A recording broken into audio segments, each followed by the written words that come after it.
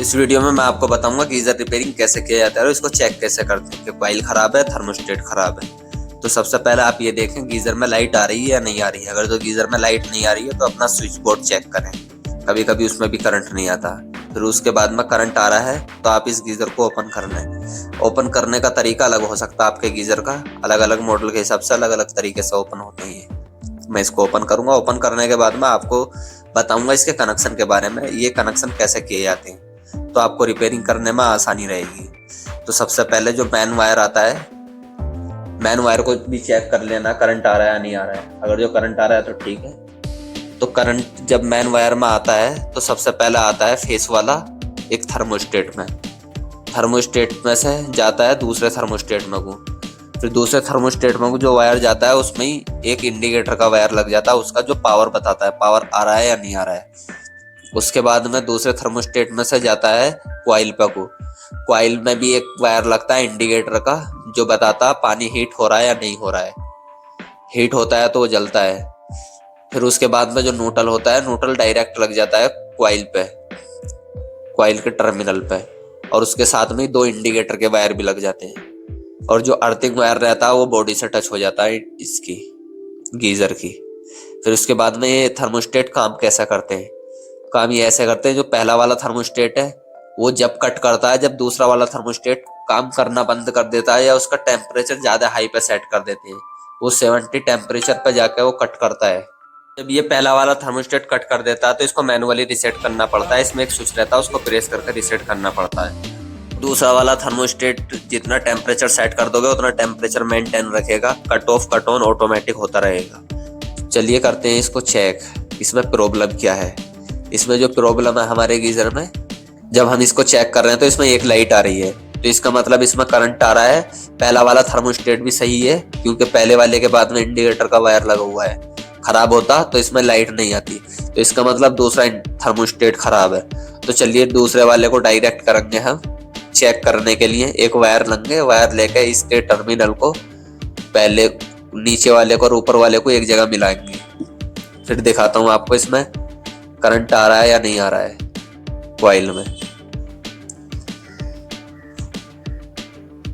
Spark तो कर रहा है, इसका मतलब कॉइल में करंट जा रहा है, यही थर्मोस्टेट खराब है। देखो इंडिकेटर भी जला कर दिखाता हूँ, दूसरा इंडिकेटर भी अभी जलेगा।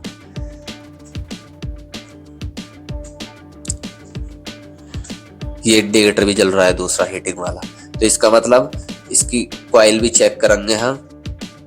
कॉइल भी अर्थिंग है तो मैं इसका कॉइल भी चेंज करूंगा और थर्मोस्टेट भी।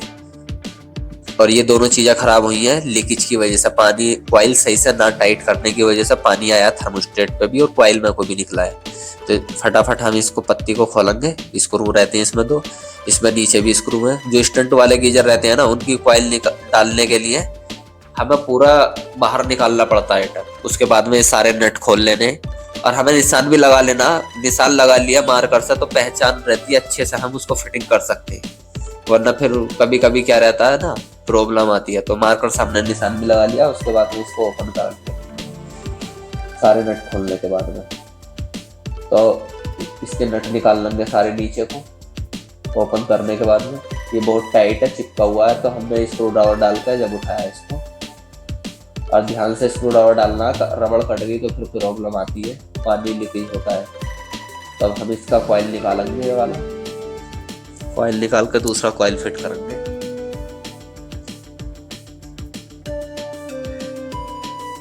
इसमें जो नट है 8 नंबर का है, इसको प्लेट को भी जरूर ध्यान से लगाना, कभी कभी लगाता नहीं है कोई। इसको टाइट कर देंगे बहुत अच्छे से। कॉइल लगाने से पहले नीचे से उसको साफ कर लेना, कचरा रहता है तो लीकेज रह जाती है उसमें, तो उसको साफ कर लेना है पूरा, और इसको भी पूरा क्लीन कर लेना है।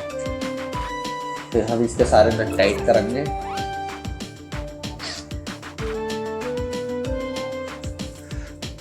थर्मोस्टेट लगाएंगे नया, क्योंकि वो थर्मोस्टेट तो खराब था।